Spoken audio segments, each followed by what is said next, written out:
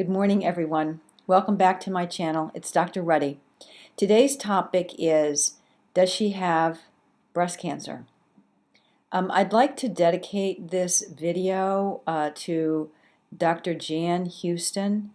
Jan was a very good friend and a mentor to me for many years. She was a terrific surgeon who started out in vascular surgery and then switched to breast when she began to have her family.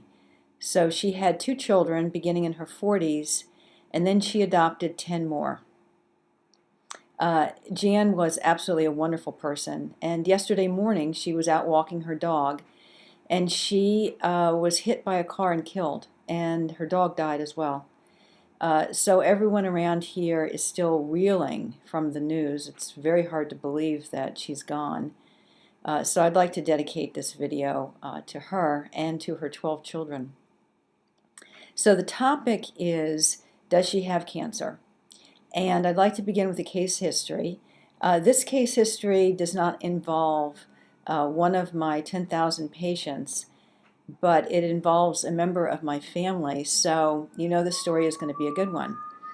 About a month ago, my cousin Danny called me, and he said that his sister, also my cousin Maury, had found a lump in her breast, and she was very concerned, and Danny was wondering whether or not I would be willing to talk to Maury, and I said, well, of course, I'd be happy to.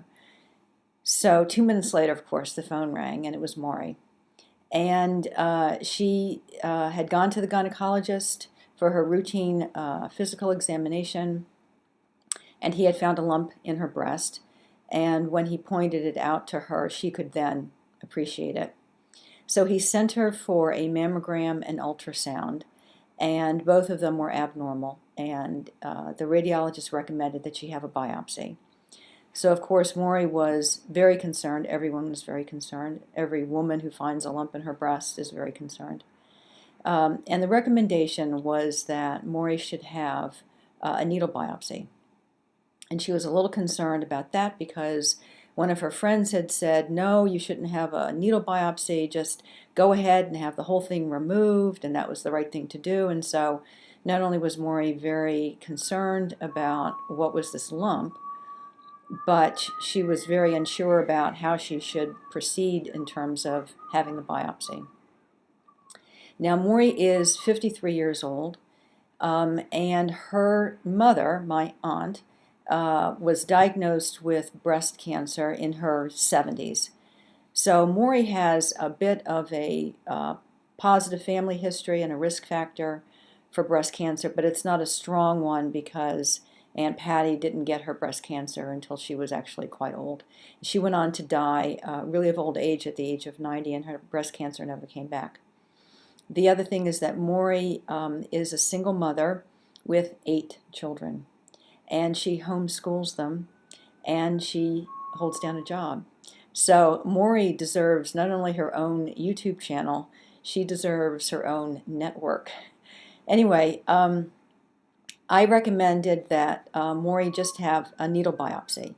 I think that that's absolutely the best thing to do for a couple of reasons. First of all, if it turns out that the tumor is benign, then the patient can have the tumor removed when it's convenient, over spring break or in the summertime, or if it becomes otherwise symptomatic, painful, it gets larger, whatever. If, on the other hand, the tumor is malignant, then it is a good idea not to disturb the tumor until you have done additional tests, an MRI of the breasts, perhaps a CAT scan, bone scan, whatever. So for all of those reasons, a needle biopsy really is the best, easiest, fastest thing to get done. So Maury went and had her needle biopsy done at the radiology center, and we waited for the pathology report.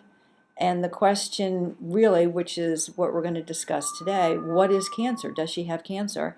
And really the fundamental issue is, how does the pathologist decide that this is a cancer? So here's a tumor, it's a lump in the breast, you have a biopsy, and what is the pathologist going to be looking for That is what distinguishes benign from malignant disease. So there are three characteristics of cancer that define cancer per se. The first is that cancer is invasive. So when the pathologist looks down the microscope and looks at the specimen, the pathologist will see invasive cells. Well, what does that mean? Well, think of it this way.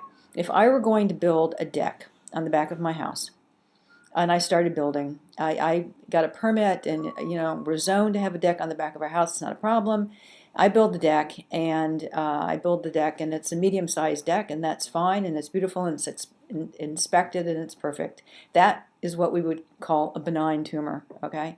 If, on the other hand, I start building the deck, and I start building the deck into the neighbor's yard, and my next door neighbor is looking out her kitchen window, and all of a sudden she sees these big, wood planks coming into her backyard, she would be knocking on my door, and she would be like, "Excuse me, but what is going on? You're building your deck in my yard? I don't think so."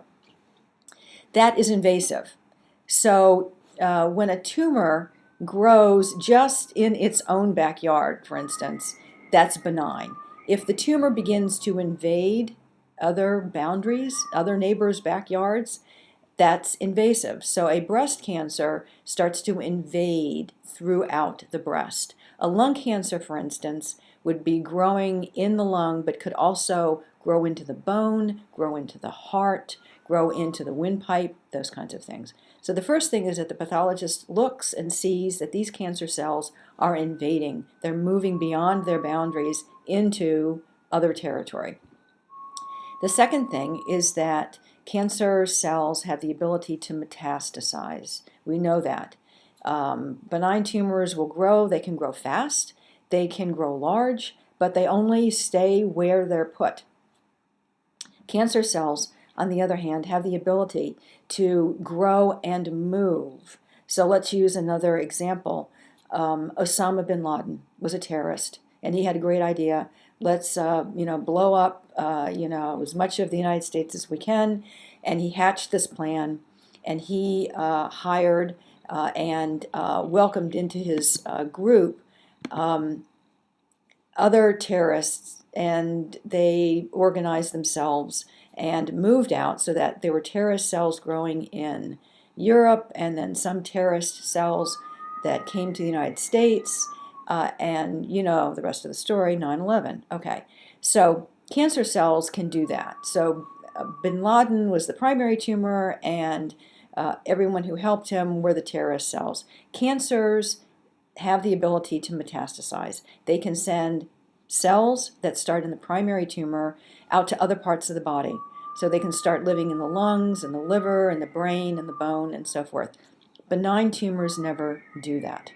So that's the second distinguishing characteristic of cancer. The third distinguishing characteristic of cancer is that cancer cells are immortal. They can live forever.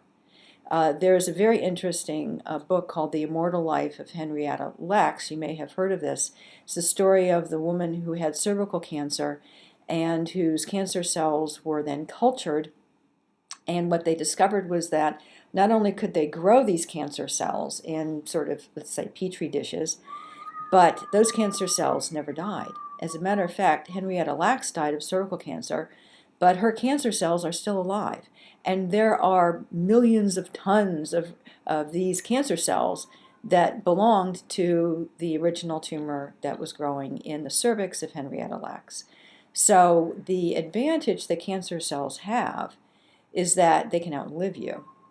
And when a woman who has been treated for breast cancer and she's survived, say, 20 years, and her cancer comes back, maybe in her bone, the question is, well, how could the cancer survive that long?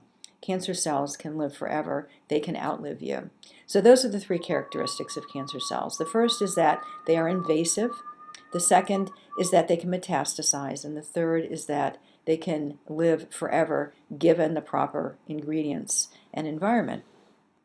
So Maury had her needle biopsy, and fortunately Maury's tumor is benign. And Maury can have her tumor removed when it's convenient or not. She has elected to just go back and have a repeat ultrasound again in about 4 to 6 months. And if the tumor, which is a benign tumor, gets any larger and she would like to have it removed, it can be done at her convenience. So that's the story for today.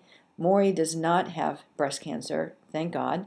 And so there we go. The good news for Maury and the majority of women, actually, who find lumps in their breast, in the end have benign tumors. And so that's the very good news.